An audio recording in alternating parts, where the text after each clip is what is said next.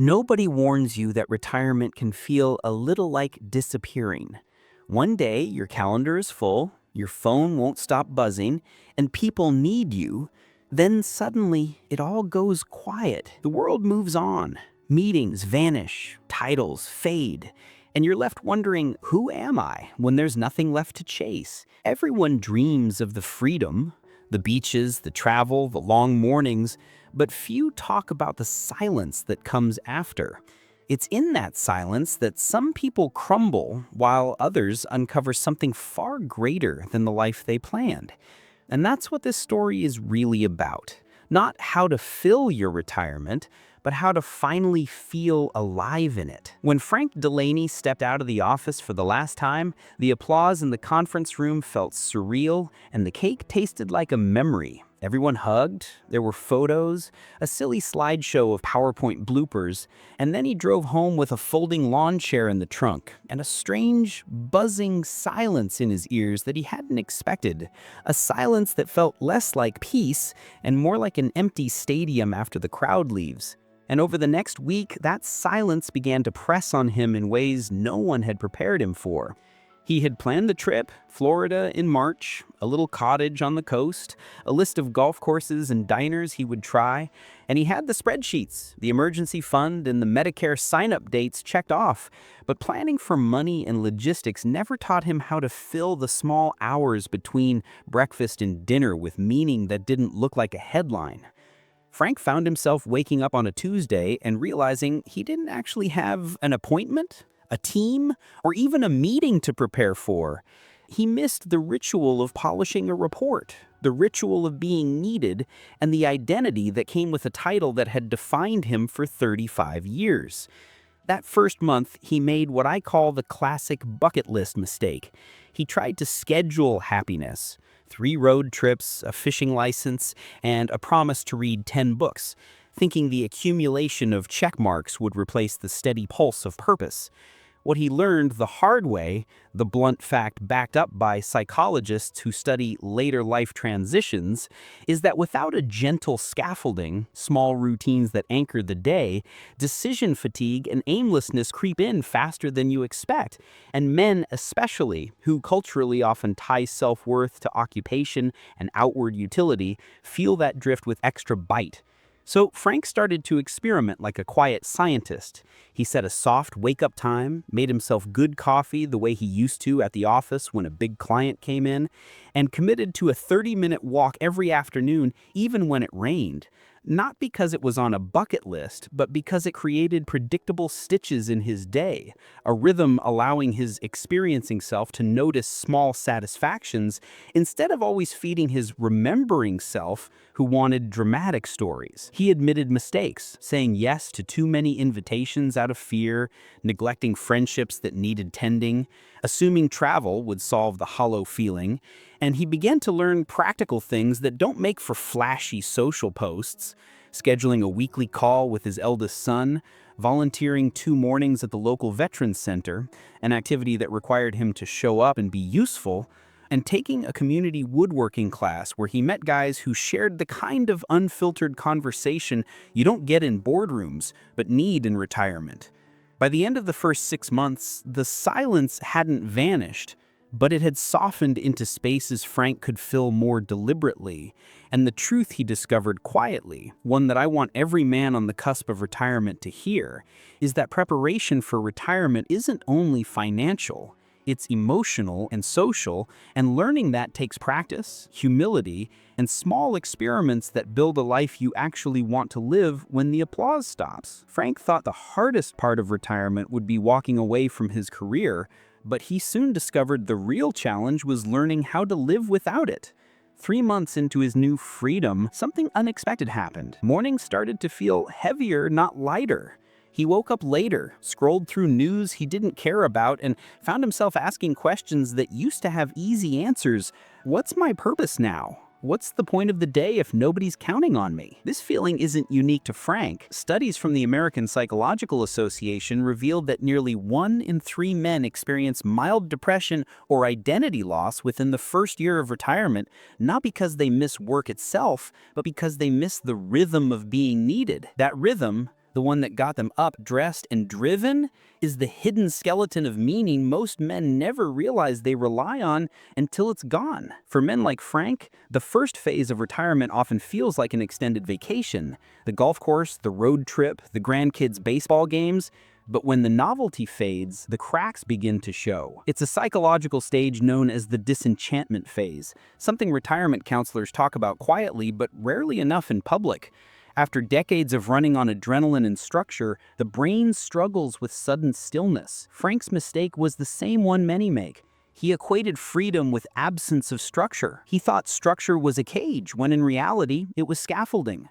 The days began to blur together because he hadn't built a reason to wake up for something, not from something. One Friday afternoon, sitting at the kitchen table surrounded by travel brochures and old work mementos, he realized something uncomfortable. He had planned everything except himself. He had a financial plan, a healthcare plan, even a home maintenance plan. He laughed bitterly at the irony.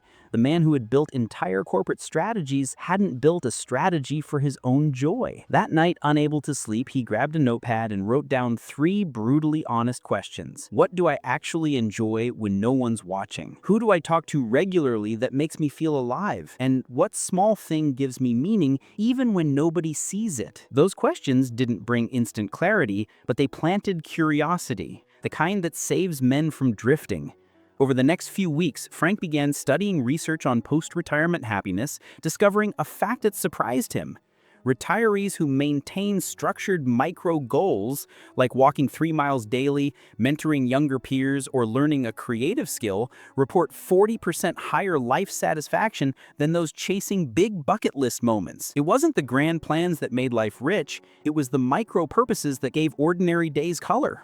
For the first time, Frank started to wonder, maybe retirement wasn't about escaping work at all. Maybe it was about rediscovering work that felt like living.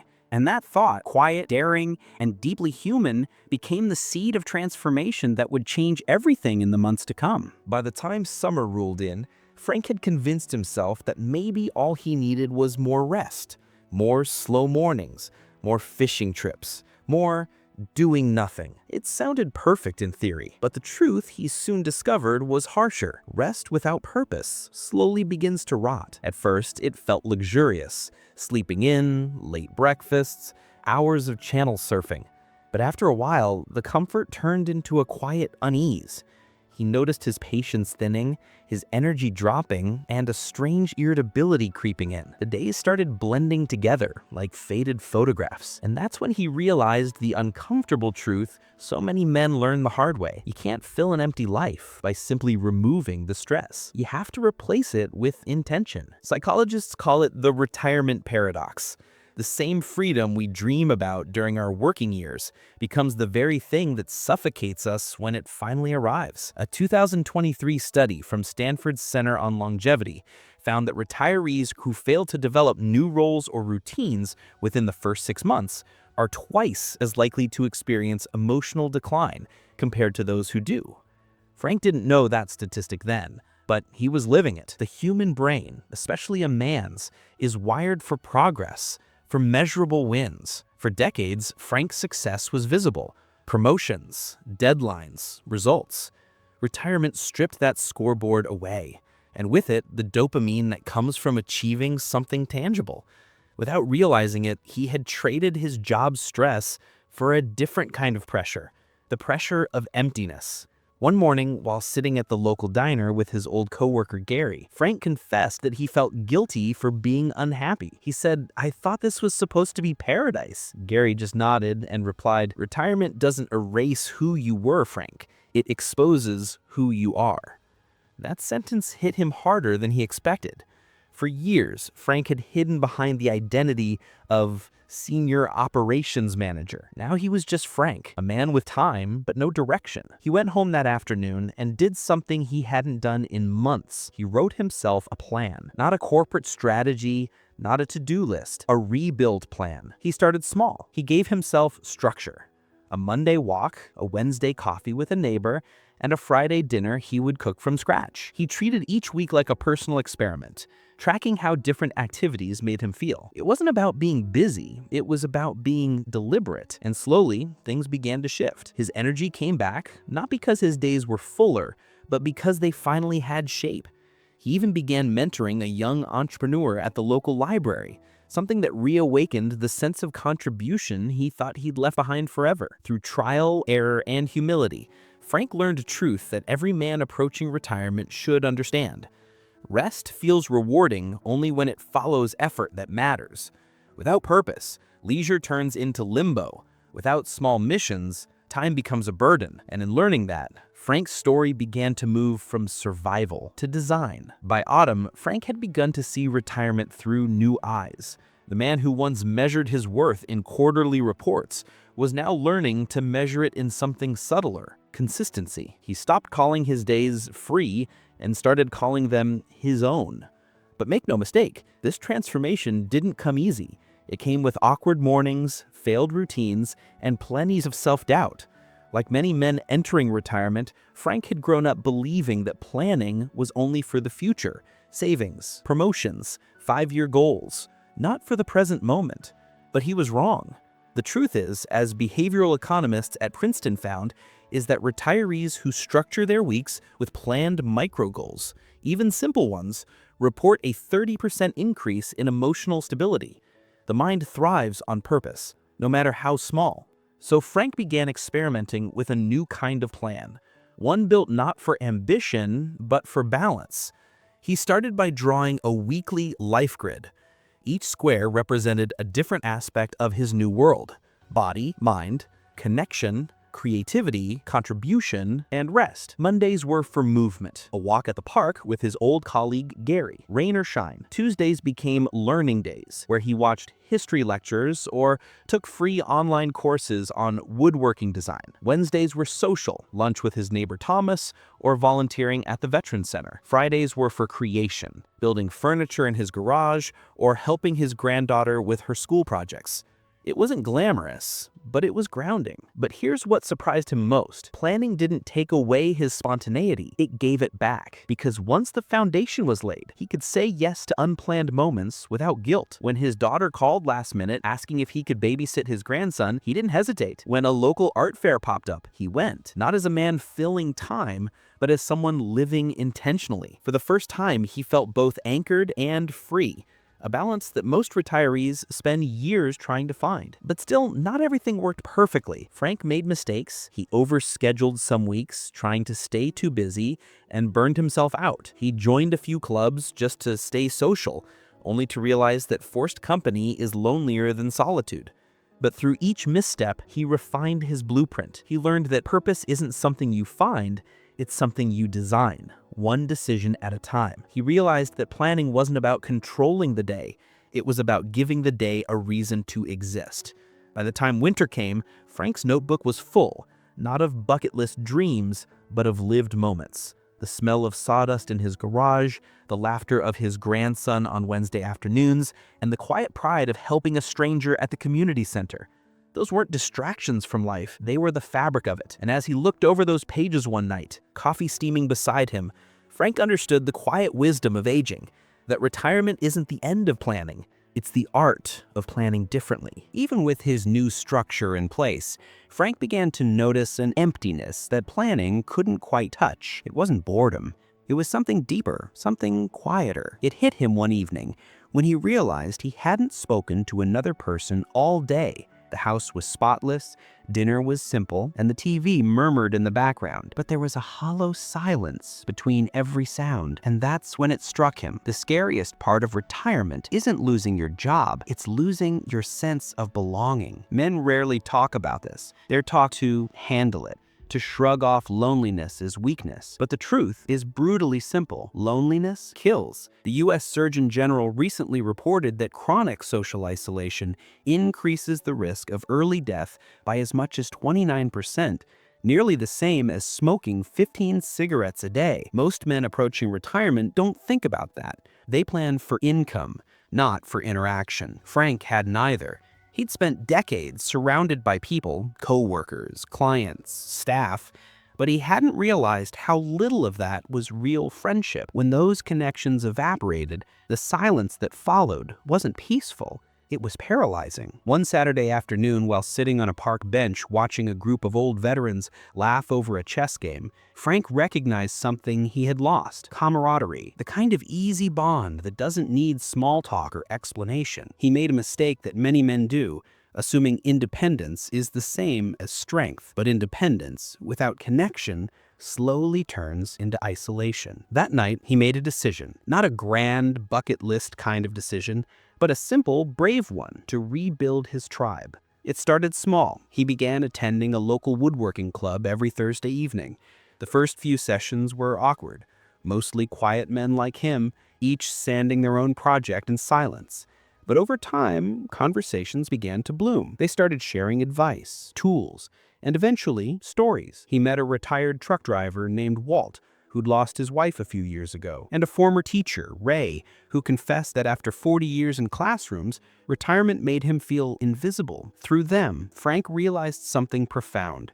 Men don't outgrow the need for connection, they just forget how to seek it. Frank also began mentoring at a community center, not out of charity, but out of curiosity. Teaching others gave him a mirror. It reminded him of the wisdom he'd earned, not just the titles he'd lost. Slowly, the fog of isolation lifted, replaced by a rhythm of shared purpose. Science backs this up too.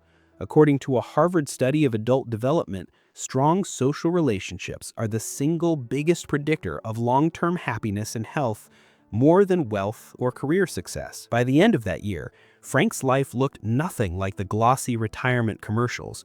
No yachts, no world tours. But it was richer, fuller, more human. He wasn't chasing experiences anymore. He was cultivating relationships that made every day feel meaningful. The lesson he carried quietly, and the one every man listening needs to hear, is this: you don't need a crowd to feel alive. You just need a few good voices that echo back when you speak. By his second year of retirement, Frank had rebuilt a rhythm. But deep down, something stubborn still clung to him. Pride, not the healthy kind that comes from craftsmanship or values, but the fragile kind built on old identities. He noticed it in small moments when someone asked, "So, what do you do now?" And he hesitated before answering. For 35 years, that question had been his armor: senior operations manager, project lead, the guy in charge. But now, when those titles vanished, it left a bruise that no routine could fully heal. Frank didn't realize it yet, but he was wrestling with what psychologists call ego death, a necessary but painful stage of reinvention that almost every man faces when his working life ends. He wasn't alone. Research from the Institute for Economic Affairs shows that men's happiness levels drop by nearly 20% in the first 2 years after retirement, largely because they underestimate how much of their self-worth was tied to their professional identity. Frank fit that statistic perfectly. Even as his days filled with purpose, there were flashes of resentment. Moments when he missed being important. He would catch himself bragging about his old job to strangers, or comparing his achievements to others still working. It wasn't arrogance, it was fear. Fear that his best days were behind him. That fear peaked one afternoon, when he attended a reunion at his old office. The building felt the same, the people friendly, but the conversation stung. They talked about projects, clients, promotions, all things he no longer had a place in. As he drove home, he realized something unsettling. He wasn't jealous of their success, he was jealous of their belonging. Retirement, he understood, had forced him out of a story he didn't know how to replace. And that's the silent grief many men face: not losing their job, but losing the mirror that used to reflect their worth. For weeks after that, Frank withdrew again, not depressed, but unsettled, until one morning, over coffee, he remembered something his father used to say: "Son, your title might retire, but your values never do." That thought hit him like a sunrise. Maybe retirement wasn't about erasing the man he had been, but about transferring his skills, leadership, discipline, problem solving, into new territories. He didn't have to abandon his past, he just had to reassign its purpose. So Frank began to pivot. He started mentoring small business owners for free, helping them structure operations, just like he once did for corporations. The first time a young man thanked him with genuine relief, Frank felt that old spark again, not from authority, but from impact. Slowly, the ego began to loosen its grip. He realized the real challenge of retirement isn't staying relevant in the world, it's learning to stay useful to it in new ways. The lesson he carried forward, and one that every retired man or soon-to-be retiree should remember, is simple but profound. Your worth doesn't end with your career. It evolves with your willingness to grow beyond it. Titles fade, trophies gather dust, but the wisdom you've earned, that's your new currency, one the world still desperately needs if you're humble enough to offer it. After mentoring small business owners for a few months, Frank started noticing something he hadn't felt in years, a quiet excitement creeping into his mornings. It wasn't the adrenaline of deadlines or office politics, it was something pure, slower, more human. He began waking up curious again. Retirement had stripped him of urgency, but curiosity, that was still his to choose. The shift began the day he wandered into a local community fair and stumbled upon a woodworking exhibit. The smell of pine, the rhythm of carving, the concentration on each craftsman's face, it stirred something deep inside him. He remembered being a boy in his father's shed, building toy boats out of scrap wood. That memory was more than nostalgia. It was a reminder that joy doesn't disappear with age, it just waits for you to slow down enough to notice it. Frank decided to sign up for a woodworking class. At first, he worried he'd look out of place among younger hobbyists. But what he found was a brotherhood of retirees like him, men rebuilding their lives one project at a time. There was Joe, a former police officer, learning to carve intricate chess sets. Alan, a retired accountant restoring old furniture, and Hank, a widower, using craftsmanship to fill the silence of his home. In that workshop, Frank discovered something psychologists have long known. Creative engagement in retirement reduces the risk of cognitive decline by nearly 30% and improves emotional resilience dramatically. The brain thrives on challenge, not idleness. Every time Frank planned a design, measured the grain, and sanded the edges, he wasn't just shaping wood, he was shaping a new identity. But his journey wasn't without mistakes. At first, he tried to turn his new hobby into another productivity mission, timing his projects, setting targets, turning passion into performance. It took a while before he caught himself doing exactly what he'd done all his life, chasing perfection instead of presence. One evening, as he stared at a piece of wood he'd ruined by rushing the process, he laughed, not out of frustration, but understanding. For the first time, he saw the beauty in imperfection. He realized the joy wasn't in the finished product, but in the process itself. The sound of the chisel, the patience of shaping, the meditative rhythm that kept his thoughts calm and his heart steady. Soon that sense of flow began to spill into other parts of his life. He started cooking more intentionally, reading books he'd once ignored, and even joined a small photography group that explored nearby nature trails. His days were no longer filled with tasks, but with small rituals that grounded him. Through each one, he rediscovered the emotional richness that work had once drowned out: awe, wonder, and a kind of childlike fascination with ordinary things.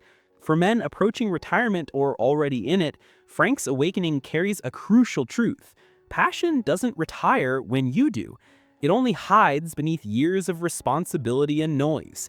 You don't need to chase a grand dream or reinvent yourself completely. You just need to follow your curiosity like a compass, one small interest at a time. Because curiosity, more than any bucket list, keeps the soul young long after the calendar says otherwise. Frank's hands had grown steadier over the months, not just from woodworking, but from something deeper stirring inside him. Yet beneath this calm, a quiet storm brewed. Retirement had given him time to think, time to feel, and that, he realized, was both a blessing and a burden. For decades, he'd been too busy to process emotion. Deadlines, meetings, responsibilities, they all worked like armor. But when the noise faded, the armor cracked, and memories he'd buried began to surface. Arguments never resolved, apologies never made, griefs never mourned.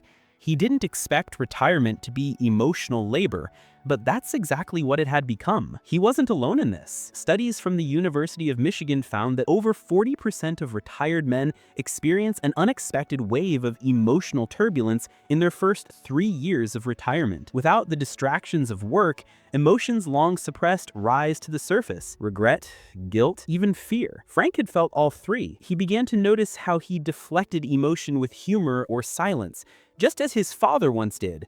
But one evening, after an exhausting day of reflection, he did something he never would have in his working years. He opened up. Sitting at dinner with his daughter, he admitted how lost he'd felt those first few months, how strange it was to go from being the man with answers to the man figuring things out. To his surprise, she didn't pity him, she admired him. That single conversation cracked open a door he didn't know had been locked. From that day, Frank started giving himself permission to feel and to talk. He joined a men's discussion group at the local library, a small circle of retirees who met weekly to talk about everything, from aging to family tension to fear of irrelevance. The first session was awkward, a room full of men fumbling for words they'd never been taught to use. But as the weeks passed, something extraordinary happened. They began to share honestly. Stories of divorce, loss, and resilience poured out. Frank realized vulnerability wasn't weakness, it was connection. Neuroscientists have long said that sharing emotions releases oxytocin, the bonding hormone, which lowers stress and strengthens empathy. Frank didn't know the science, but he felt its truth every time he left that room a little lighter. There were mistakes along the way. Some nights he'd slip back into silence, convincing himself he didn't need to talk. Other times he overanalyzed his emotions, turning reflection into rumination. But slowly he learned balance, to acknowledge feelings without drowning in them, to speak honestly without shame. Retirement had become less about what he did with his time and more about who he allowed himself to be within it. For men listening, those preparing for retirement or already living it, Frank's transformation carries a truth that society rarely admits. Emotional health is not optional in this stage of life. The strength that carried you through your career won't carry you through your quiet years unless it's balanced with softness, openness, and grace. Because when you stop hiding from what you feel, you stop aging in spirit. And that, perhaps, is the most powerful kind of freedom retirement can offer. By the time Frank reached his 3rd year of retirement, something within him had shifted. The quiet man who once hid behind schedules and small talk had started to value something he had neglected for years: relationships. All those emotional lessons, all that uncomfortable introspection were now ready to be tested in the real world. It began one Sunday afternoon when he received a text from his younger brother, Tom, a man he hadn't spoken to in nearly a decade after a family dispute that neither could fully remember. Frank stared at the message for almost an hour before replying. Retirement had taught him many things, but the biggest was this: time doesn't heal distance if pride keeps holding the door shut. So he sent a simple message back: "How about coffee?" The next morning, sitting across from Tom in a small diner, Frank realized something profound. He had spent his entire life managing people, yet he'd never learned to truly listen. As his brother spoke about his health, his loneliness, his regrets, he didn't interrupt, didn't defend, didn't fix. He just listened. That small act turned an awkward reunion into reconciliation. For the first time in years, the two brothers laughed together. And that's when Frank understood a truth backed by science.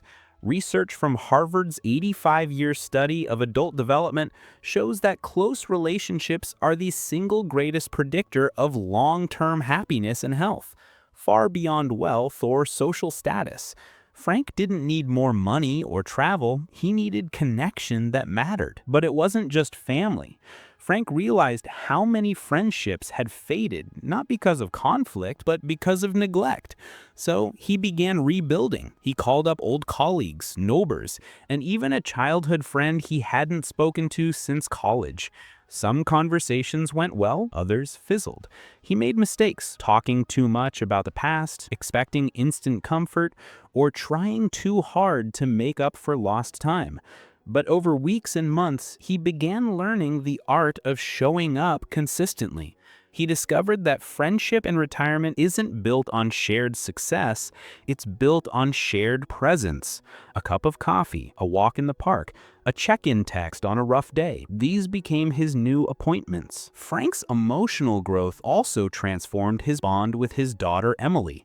He started expressing gratitude instead of advice. Instead of trying to guide her life like he used to, he began sharing stories, honest, flawed, human stories about his own mistakes. That shift turned their relationship from duty into dialogue. One evening, as they sat on the porch watching the sunset, Emily told him, "Dad, you're more yourself now than you ever were before." It was the most meaningful compliment he'd ever received. In the following months, Frank noticed something unexpected. The more he invested emotionally, the lighter his days became. Loneliness no longer stalked him. Gratitude filled its place. He had learned that retirement isn't about replacing work with hobbies, it's about replacing disconnection with meaning. For many men, this is the hardest transition of all. They know how to provide, how to lead, how to fix, but not always how to connect. Yet it's connection, not control, that builds the legacy worth leaving. So to the men listening, whether you're nearing retirement or already in it, Frank's story holds a simple but powerful reminder. Don't wait for special occasions to rebuild your bridges. The best time to call, to forgive, to show up is today. Because one day, those conversations won't be possible, and the regret of silence lasts far longer than the discomfort of honesty. Years passed, and the man who once felt lost in his own freedom had quietly built a life richer than any retirement brochure could ever promise. Frank's days were no longer measured by how much he did, but by how deeply he lived. Every mistake he had made, the restless busyness, the pride, the silence, the loneliness, had become a teacher. Looking back, he saw his retirement not as a finish line, but as a classroom, one that forced him to unlearn everything he thought he knew about success, purpose, and happiness. He had learned that freedom without structure is just drifting, that men who enter retirement believing, "I'll finally do nothing," often end up doing nothing that matters. He realized that financial planning is only half the battle. Emotional and social planning are what make those years worth living. He learned that work was never his identity. It was simply the stage on which his values performed. Once the curtain fell, the values remained. Discipline, kindness, curiosity, contribution, those became his new job description. He had also learned that loneliness is not a punishment, it's a signal to reconnect, to serve, to give more than you take. His volunteering at the Veterans Center and mentoring young entrepreneurs didn't just fill his time, they filled his soul. He discovered that meaning doesn't retire when your career does. Meaning only disappears when you stop looking for it. And perhaps the most profound lesson Frank carried was that vulnerability, the courage to say, "I'm struggling," or "I miss who I was," doesn't make a man weak, it makes him real. For those who are still planning retirement, Frank's journey offers a warning and a map. Don't wait until the first quiet Monday morning to figure out who you are without your title. Start now. Nurture friendships, build small routines, explore hobbies, and learn the art of slowing down with intention. And for those already in retirement, feeling a little adrift, remember, it's not too late to begin again. You don't need to overhaul your life. You just need to give your days a heartbeat, one purpose, one connection, one curiosity at a time. When people asked Frank near the end of his life what his biggest regret was, he always smiled and said, "That I spent half my life chasing the extraordinary when the real miracle was in the ordinary. And maybe that's the greatest secret of all, that the happiest retirements aren't built on grand plans or bucket lists, but on quiet, meaningful days lived with awareness and gratitude. And now to you, the listener, the dreamer, the planner, the retiree. What did you learn from Frank's journey? Which part of his story spoke to you the most? Tell me in the comments below. Your reflections matter more than you think. And if you found comfort, clarity, or courage in this story, make sure to subscribe for more bedtime journeys like this. Stories that remind us all that it's never too late to start living intentionally.